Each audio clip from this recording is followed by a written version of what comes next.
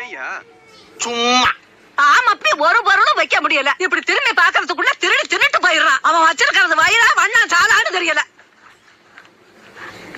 இது கூட பரவாயில்லைங்க. பச்சை குழந்தை குடிக்கிற பாலை இந்த படுபாவி பையன் ஃபீடிங் பாட்டிலோட புடுங்கி குடிச்சிட்டாங்க.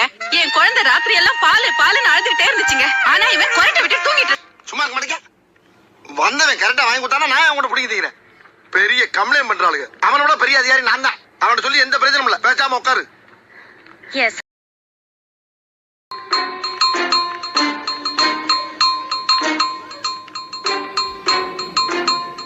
சரிங்க சார்.